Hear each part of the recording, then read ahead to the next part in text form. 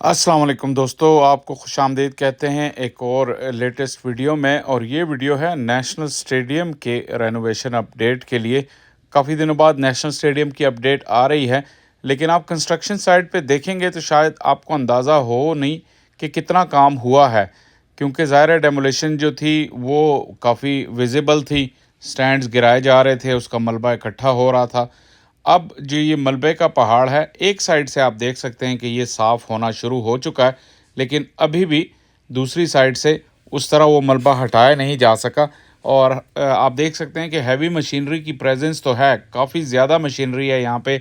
कम से कम 10 से 12 बड़ी क्रेनें हैं और उसके पीछे काफ़ी जो हैं आपको ट्रक नज़र आएंगे बैकग्राउंड में, जो कि ये मलबा जब यहाँ से क्लियर किया जाता है तो इसको उठा के ले जाया जा रहा है। आप ये दोनों साइड्स पे एक्चुअली देख सकते हैं कि मलबा जो है वो क्लियर कर दिया गया है। थोड़ा सा वो आपको साफ मैदान नज़र आ रहा है, लेकिन जो बिल्कुल मिडल में मेजॉरिटी का जो एरिया है, जो बिल्डिंग गिराई गई है, जो स्टैंड गिराए गए, वहाँ पे मलबा उसी तरह ढेर की सूरत में पड़ा है। दोनों साइडों पे अलबत्ता आप देख सकते हैं कि यहाँ से मलबे की सफाई का काम शुरू हो चुका है। जो कंस्ट्रक्शन की डिटेल्स आई हैं, मेरे ख्याल अभी तक जो तीनों प्रोजेक्ट्स हैं उसमें से सबसे ज़्यादा अनकॉम्प्लिकेटेड जो है वो नेशनल स्टेडियम का जो प्रोजेक्ट है वो है। और आप देख सकते हैं, एक टेक्निकल बात मैं ज़रूर आपके यहाँ गोश गुजार करूँ कि आप ये स्टैंड्स देख रहे हैं, तो जब ये नई बिल्डिंग बनेगी तो ये दोनों साइड के स्टैंड ऐसा लगता है कि इनके कोने जो हैं वो आगे बढ़ के उस स्टैंड के एक जो कॉर्नर्स का जो व्यू है वो ख़राब करेंगे। हालांकि जब भी स्टेडियम्स की कंस्ट्रक्शन होती है ये सेमी सर्कल की सूरत में होती है, तो क्या ये बेहतर ना होता कि ये जो बाएं जो हाथ पे स्टैंड है और जो दाएं हाथ पे जहाँ पे आपको स्कोर बोर्ड नज़र आ रहा है, स्कोर बोर्ड ने तो खैर जाना ही जाना है, और वैसे भी वो सीढ़ियों वाला स्टैंड है जहाँ इतना काम हो रहा था, तो इनको गिरा के एक सेमी सर्कल की सूरत में नया स्ट्रक्चर खड़ा कर दिया जाता, तो किसी जो आपको लगता है ना कि किसी जगह बैठ के आपका व्यू जो है वो ख़राब हो जाएगा और स्टैंड आपके रास्ते में आ जाएगा, तो वो नहीं होना था। बहरहाल अभी तक तो ये ऐसा ही है। लेकिन ये कि चलें, फिर भी ये बेहतर है। जो सामने जो बिल्डिंग है पवेलियन एंड की, वो तो ये जो अभी आपको स्पेस नज़र आ रही है इसके भी आधे के बराबर है। और इसका मतलब है कि वहाँ तो बहुत ही जल्दी आप जब साइड्स वाली सीट्स पे बैठते हैं तो आपका व्यू ख़राब हो जाता है। इवन जो एक रेडियो पाकिस्तान का कमेंट्री बॉक्स है वो बिल्कुल कोने में है, तो वहाँ से तो आपको कुछ नज़र ही नहीं आता। ये एक टेक्निकल सी बात थी जो मैं करना चाह रहा था, लेकिन जैसे मैं कह रहा था कि अदरवाइज़ इस प्रोजेक्ट में कोई कॉम्प्लिकेशन नहीं है। स्पीड को देख के लग रहा होगा आपको कि यार काम की रफ्तार जो है वो कम है। जितना टाइम है उस हिसाब से बार बार मैं ये कह रहा हूँ, और मैं अपने ख़दशात का इजहार शुरू दिन से कर रहा हूँ कि जो टाइम लाइन है वो बहुत ही टाइट है।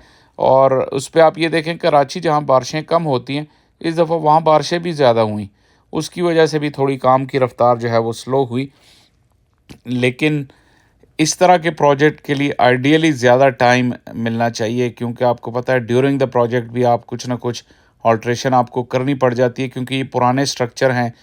लेकिन एक अपडेट मैं आपको देता चलूं कि जो न्यूज़ आई है कि वो फ्लड लाइट यहाँ पर ज़रूर चेंज होंगे। ये डिसीजन किया गया है, स्कोरबोर्ड का तो पहले ही किया गया था। अब आप देख सकते हैं कि कितना बड़ा एरिना है नेशनल बैंक स्टेडियम। दुनिया के अगर एरिया के हिसाब से देखा जाए तो बड़े स्टेडियम्स में से एक है। लेकिन आप ये लाइट टावर देख लें ज़रा, ये तो पुराने से भी पुराने ज़माने के हैं और इतनी कम यहाँ की लाइट है। प्लेयर्स ने कभी उस तरह शिकायत नहीं की, लेकिन सम टाइम ब्रॉडकास्ट के वक्त आपको स्टैंड्स में ऐसा लगता है कि अंधेरे ही अंधेरे हैं।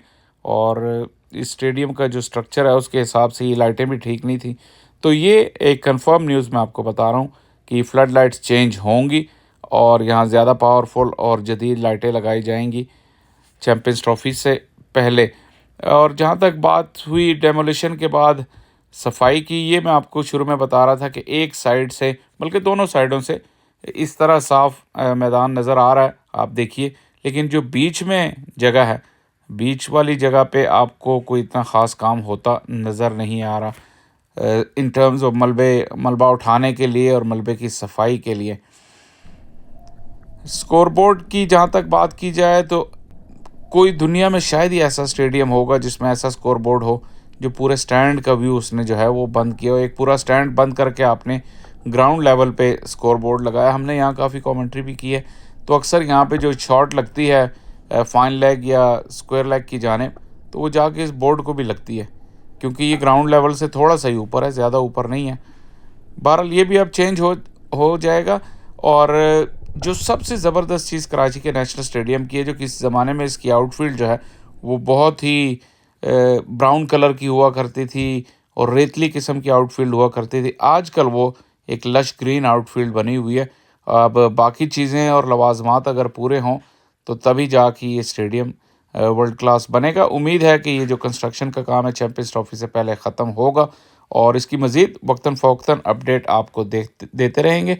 आप चैनल को देखते रहिए, लाइक शेयर और सब्सक्राइब कीजिए, कमेंट ज़रूर कीजिए। आपके देखने का बहुत शुक्रिया।